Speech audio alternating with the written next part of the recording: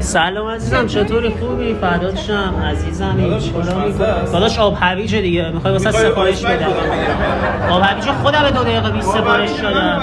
آب هویج تو رو برداشتم، آب هویج خودمه. پیاز بگیرم 30000 تومان ارزش. داداش 30000 تومان، من 130000 تومان واسه آب هویج میگیرم. اتفاقش آب هویج منه. چیزی بابا آب هویج منو بذار. داداش آب هویج تو اونجاست. اونجاست، ببین پشت تو. اومدیم 2 دقیقه خلوت کنیم با خانممون سر آب هویج ریدی توش. من مطمئنم داداش آب هویج اون چیه؟ اون چیه اونجا؟ اون آب طالبیه حتما. هویج دیگه، نارنجیه دیگه. برو. ای بابا اومدیم نمیذارن یه آب هویج بخوریم.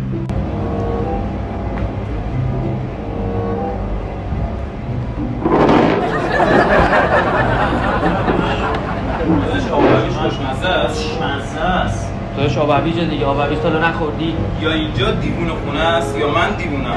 آقا این 2 دقیقه چیکار می‌کنی؟ آب هویج. آقا این 2 دقیقه داداش سفارش دادم بابا. پدر من نه. بابا این 5 دقیقه پیش داداش به آب هویج من چیزه. چه مسخره بازی آب هویج منم این 5 دقیقه پیش دیدم. من مطمئنم این آب هویج منه. ما سرقت زیاد داریم. بابا یا اینجا دیوونه خونه است یا من بابا دیوونم. آب هویجو بیا بذار تو چی داداش میزنی؟ نمیخوام. تو چی میزنی داداش؟ من مطمئنم یه کاری داری میکنی. من کار دارم آب هویجم اینجا بود. خالی بندی تو بذار کنار. اگه میخوای 2 تا با هم بخوری بردار. یا برای تو این آب هویجم. نه من نمیخوام.